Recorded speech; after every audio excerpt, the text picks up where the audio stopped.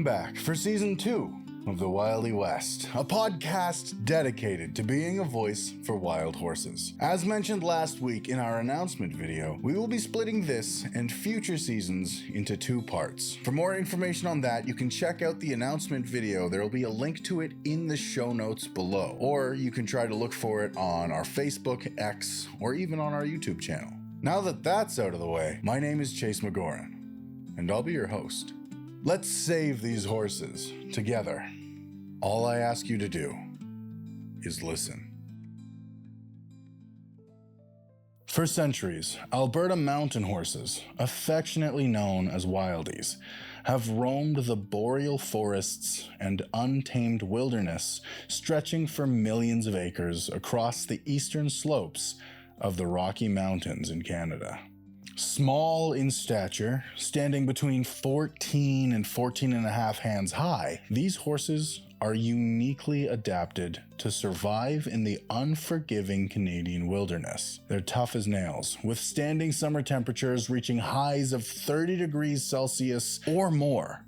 And they can withstand freezing winters, where the thermometer can dip as low as -40. Foals are a favorite prey of wolves, mountain lions, and grizzlies, with only around 8% making it to their first birthday. A further 3% of yearlings are lost to predation and other factors, meaning that only around 5% of foals in any given year will live to see their second birthday. Despite these challenges, Alberta mountain horses have survived, showcasing their resilience and spirit in the face of incredible hardships. However, there is one challenge that may yet prove to be their undoing: us.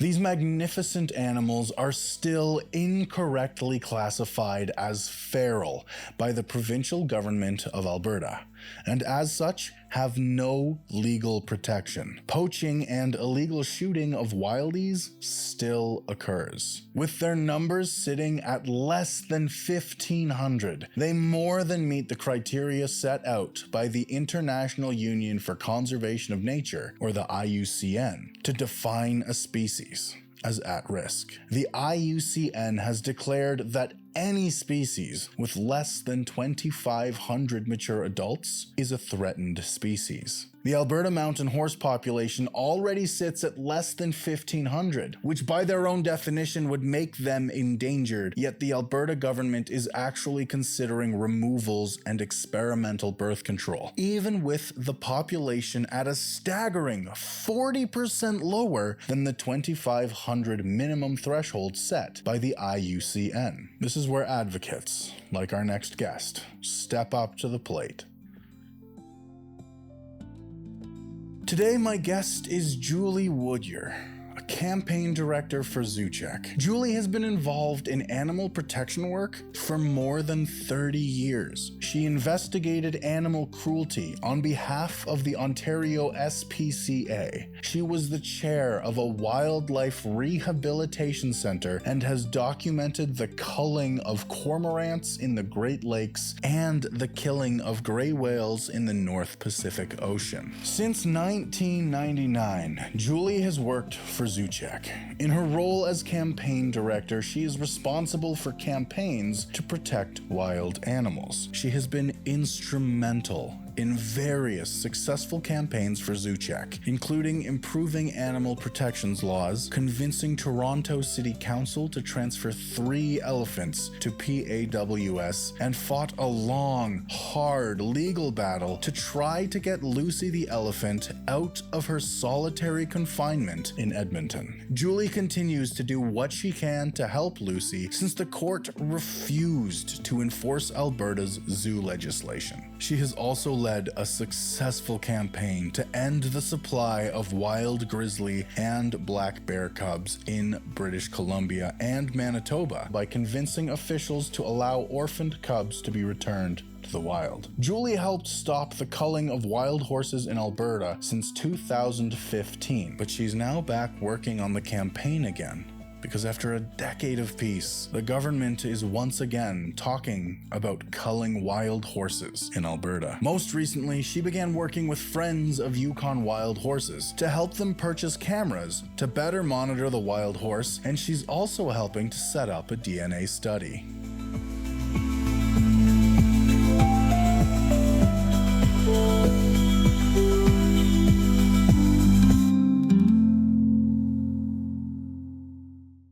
Hi, Julie. Thank you so much for joining us. Can you tell me about the history of Zoocheck and its mission? Sure. Well, Zoocheck is a wildlife protection organization. We work mostly nationally within Canada, but we also do some international work, particularly on captive wildlife issues. But within Canada, we do work on both captive wildlife and also, in some cases, wildlife in the wild. Okay. Give me one sec. I think I have a fan on. Yeah, I can hear it. It's really loud. Sorry. I'm going to go turn my fan off. Sorry about that. No problem. How did you come to be involved with Zoocheck? And what is your role in the organization? Well, I'm the campaigns director, but I started volunteering with Zoocheck back in the late 80s. And then gradually just moved into a role within the organization. And ultimately, here I am many years later, still doing advocacy work for wildlife in Canada and elsewhere. How did Alberta's wild horses come onto Zoocheck's radar, and why did you take up the cause? Actually, we were first involved with wild horses in Alberta back in 1994 when the Suffield-based horses were rounded up. We actually launched a legal action at that time and tried to get an injunction to stop them from rounding up the horses. But before the judge could even make a decision on the injunction, they went out and rounded up every last horse and shipped them off. So that was a pretty shocking campaign for us to see how quickly, in that case, it was the federal government rounding them up because it was on an Air Force base. And then obviously that issue went away because they had taken away every horse on the base. And then fast forward to about 2013, I started talking with Bob Henderson from Wild Horse of Alberta Society about what was going on, because I knew that the government there had reinitiated what they call a feral horse committee to consider management. Obviously, there was a lot of lobbying going on prior to that time, and anyway, we started working with Bob at that time to see what we could do to help. I understand you were involved in stopping the culling of Alberta's wild horses in 2015. Can you take me back to that time and tell me what happened? Sure. Well, shortly after the cull in 2014, I started filing Freedom of Information requests to get all the information from the government about how the decisions were being made, on what basis they were making decisions, and so on. And then I took all of the information that I gathered through that process, and we engaged Wayne McCrory, who's a biologist who specializes in wild horses. And we commissioned him to do a report to look at was there significant scientific rigor that had gone into the development of the wild horse management plan at that time. And of course, as suspected, there was very little science involved in it. It was a lot of conjecture and politics at play. And so we published the McCrory report, and at the same time, we also participated in a W5 documentary that was really focused around the McCrory report. So that W5 program allowed us to spread the word widely, and quite frankly, I believe it embarrassed the government into stopping the management of the horses at that time. And then shortly thereafter, the new NDP government came into power, and then, it was clear we were going to have a bit of a break for the horses for a little while at least. Things have been peaceful for the past decade, but now the horses once again face a threat of culling and contraception from the Alberta government. Can you tell me a little bit about that? Sure. So, as you know, in 2019, a new Conservative government was reelected, and within a couple of years, they reestablished their quote feral horse committee. And they continued to greenwash it by adding, horse protection or advocacy groups within the province. So it was clear to me right from the beginning that they were going to go back through that old McCrory report and dot the I's and cross the T's and, greenwash their outcome by saying, well, look, all the local advocacy groups were on the committee. And so, they've endorsed this. And we've seen that dozens of times before by other government agencies on other wildlife issues. It's a common tactic that's used. So it was very evident that's what they were after here. Of course, by 2023, they were published already a report that essentially, leads to culling. And so we re-engaged McCrory to do an updated version, have a look at what they produced this time. Does it have any greater scientific rigor? And, they were able to dot a few I's and cross a few T's. But what they were never able to get to, which is the core piece of all of this, is that they cannot point to significant damage to the rangeland that's caused by horses. And another important piece that we played in this program was through those Freedom of Information reports. It took me 8 years of fighting from 2015 to 2023 to finally get my hands on the range health reports that they were relying on back in 2015 when they did their culling. So once I got my hands, that's a very long process because you first have to go through the process with the Freedom of Information people. Then you have to file appeals through the Information Commissioner's office. He went back, told the government, no, you need to release that information. It's public information collected for the public on public lands to make public decisions. Thereby, it's supposed to be released. The government said, no, we're not going to do it. So then I had to go to the inquiry stage, hence why it takes 8 years. And finally, the Information Commissioner ordered the government to release those documents to us. And then we engaged Brian DeCock, who's a professional agrologist, to write a report on that. And of course, the range health report said everything that we thought they said, which is the primary damage caused to the rangeland is caused by human activities, a variety of things, including, industry but also some recreational activities. Yeah, because everywhere that I've seen so far since starting this podcast points to the horses not being a really significant source of damage or even a source of damage at all. So, right. Their position is if they get out of control, they may cause a problem. Sure, maybe. Humans are out of control. We certainly cause lots of problems, So, but in truth, there's such a small number of wild horses in this country in totality, but certainly when you look at all the area that the horses are able to range in Alberta, it's a massive amount of space and a very, very small number of horses, not even genetically viable population in truth. It's just barely hanging on. And, a couple of bad winters could end up killing off that population, or wildfires or many other things. So, it's an entirely vulnerable population of wild animals, and it's a national treasure. Alberta is the only place in this country where you can just go out on those roads, the Cole Camp Road and others, and actually see wild horses and photograph them. And that's just not possible in the other places where we have wild horses in Canada for various reasons, not the least of which is those horses in other areas are afforded some protections. I understand you have been working on several campaigns to save the wild horses in Alberta, including a review of the Feral Horse Management Framework. Can you tell us the key findings of that review? Right. So we did it twice, right? In 2015 and again in 2023 with Wayne McCrory. And essentially, we know that wild horses originally evolved in North America. So they are a native species. However, they did, all indications are that they went extinct, although there's still emerging information from DNA. But in any event, at this point in time, what we know about them is they are essentially reintroduced wildlife. They were reintroduced from primarily Spanish horses in the south, and it was the First Nations folks that reintroduced them back into Canada. So it's a good news story.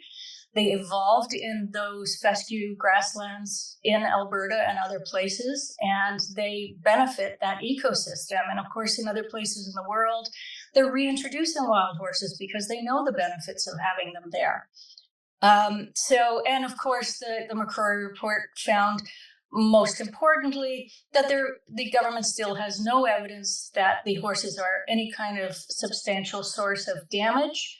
And there is no credit given to the positive impacts that they have in the environment as well. So that's completely ignored. And we also had a close look at the committee that was involved. And of course, as I mentioned earlier, the government tried to greenwash the committee by adding advocacy groups. And they also added one Indigenous person because we had criticized them back in 2015 that they had no traditional knowledge from Indigenous people. And so they went ahead and added one person. But those voices on the committee were ignored. And I know that for a fact because I've spoken to all of them personally. So, that's very telling in my view. Government and the minister, of course, like to say, well, they were on the committee, so they could have spoken up. And they did speak up. They spoke very loudly. They were just ignored, and their opinions never made it into the final framework.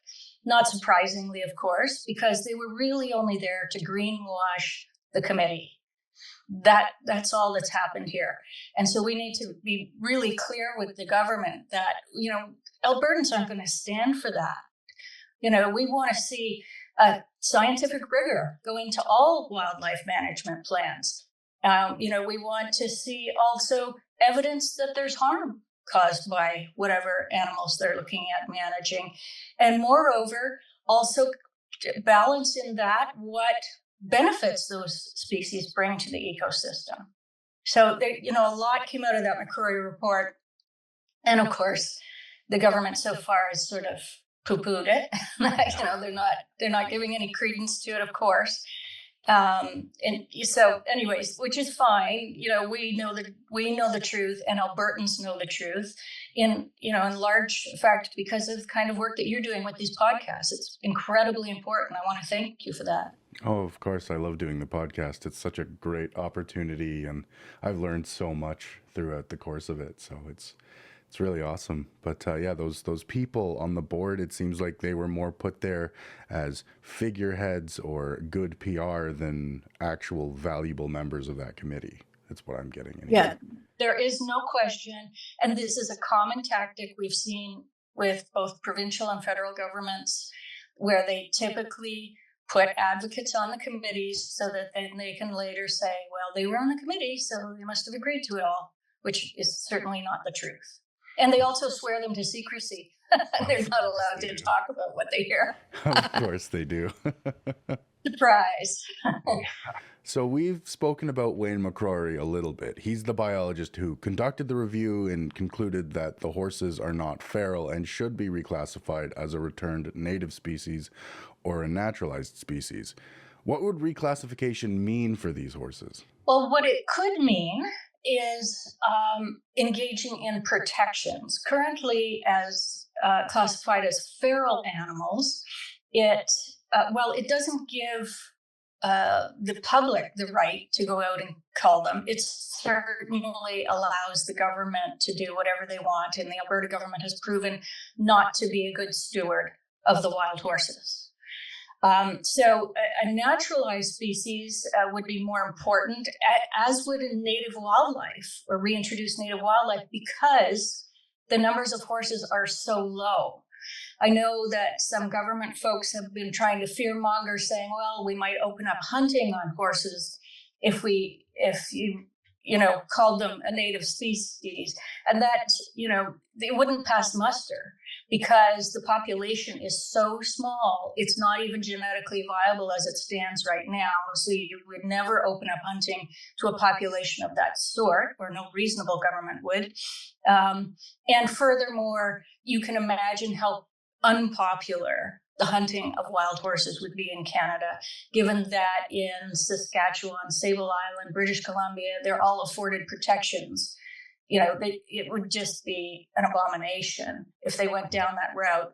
So it could provide them protections, but the government could provide them additional protections where they are right now in their current classification by just simply saying, until we have evidence of substantive damage caused by horses that we can prove is caused by horses, we're going to leave them alone and allow the population to grow naturally. And in truth, what we do know, because the horses had a 10-year reprieve, is their numbers are not going up exponentially as the government had originally claimed. They're barely hanging on, even just with the natural pressures that are on them. So, the idea that they're going to get so out of control that they're going to cause range damage or environmental damage is ludicrous. Yeah. There's just no evidence to support that. Your campaign also commissioned a Malatest survey. Can you tell us about the survey, its purpose, and the results, and maybe even what a Malatest survey is? Sure. So it's important to, the reason it's, first of all, Malatest is a professional polling firm. They do work on behalf of government agencies and non-governmental agencies, and we specifically hired a professional firm because we wanted unbiased results. We wanted to know really how do Albertans feel about this. We just didn't want to do like a survey monkey thing or something where you could manipulate results, because then it would just be easily criticized by governments. But since Malatest is a survey firm that governments hire, then of course they are an esteemed professional firm and must be taken seriously. That survey was done in, I think, 2024, and we released the results late in 2024, and there was overwhelming evidence that Albertans want protections for the wild horses. Nearly 80% of Albertans said we want the government to take a complete hands-off approach like they have for the past 10 years. Do nothing, leave them alone, let them be out there, and just allow them to be wild in their wild space. And on top of that, 76% of Albertans said, no, we want more than that. We want protections put in place by government to protect the wild horses, not just small numbers of them, because government always is claiming, well, we're always going to leave some on the landscape, although it's not evidenced by their actions, given how small the population is.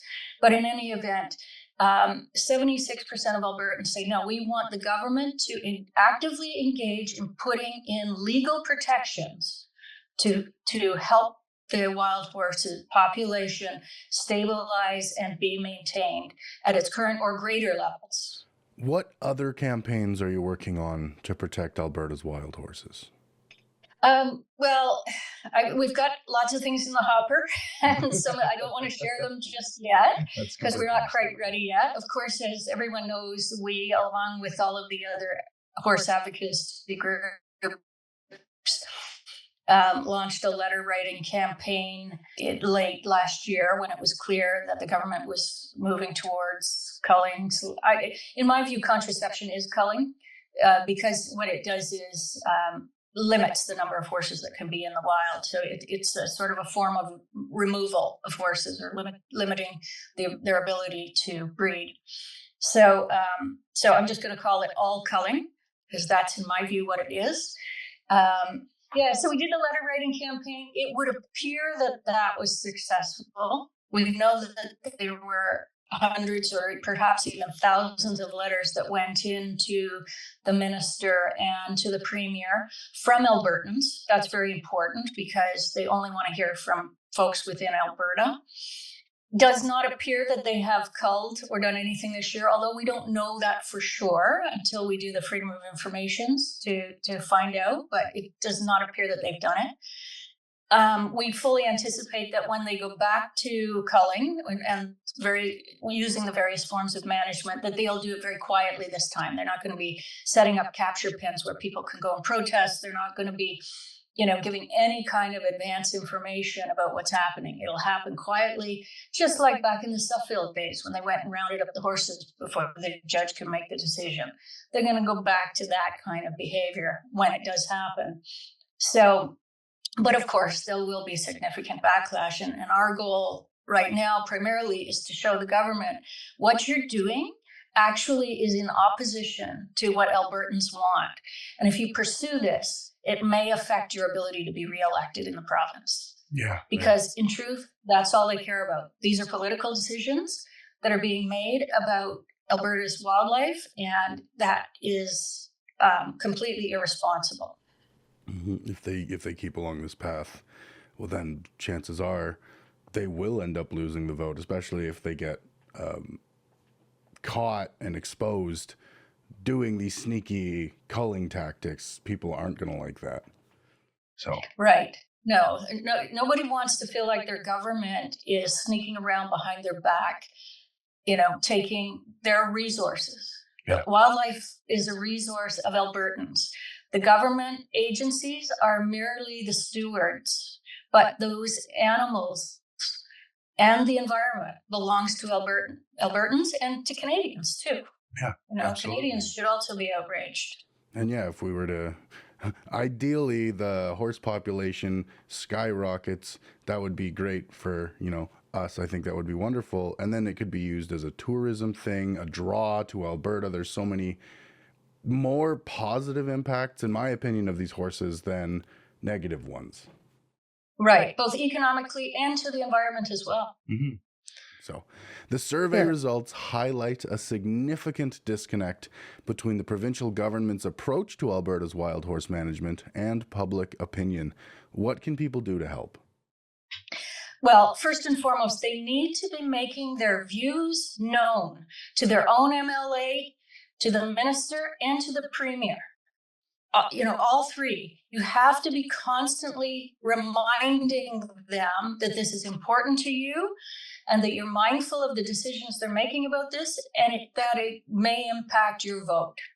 That you may decide to vote for someone who's going to protect Alberta's resources, including the wild horses. And the last question I like to ask for each of these interviews, I'm passionate about the wild horses. I know you are obviously very passionate about it, but why should people care about these horses? Maybe they're not as passionate or they don't know as much as we do. They're not as involved. Why should people care? Right. Well, first of all, the wild horses belong in that ecosystem. As I mentioned earlier, they are actually a native species that has been reintroduced. They provide beneficial ecological benefits to your ecosystems. They are magnificent animals. The world is envious of you that you have this beautiful population of wild horses. And I think, all of us need to be taking that personally and say, yeah, we're super lucky to have this.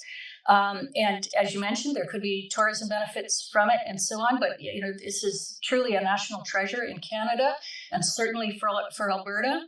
They are a symbol of freedom. And that's very important also to Albertans, that their freedoms are protected. And the horses are just another symbol of that as well.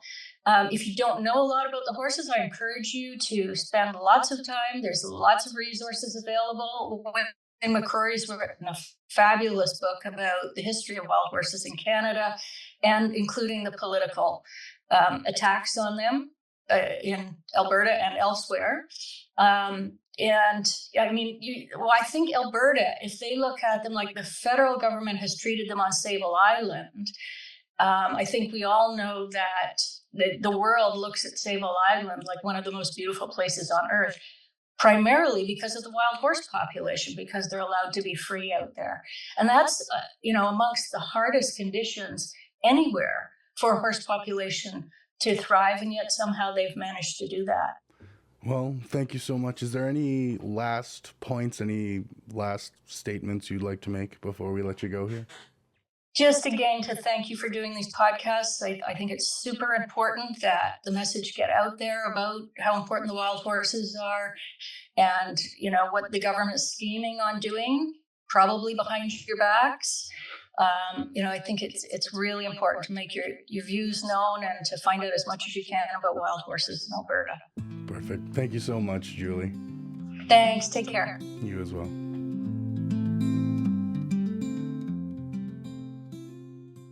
Thank you so much for listening to today's episode, an interview with Julie Woodyer of Zoocheck.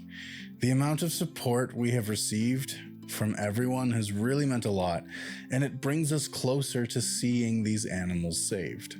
A huge thank you to everyone that I was lucky enough to interview this season. If you're interested in helping, there are a ton of different things you can do.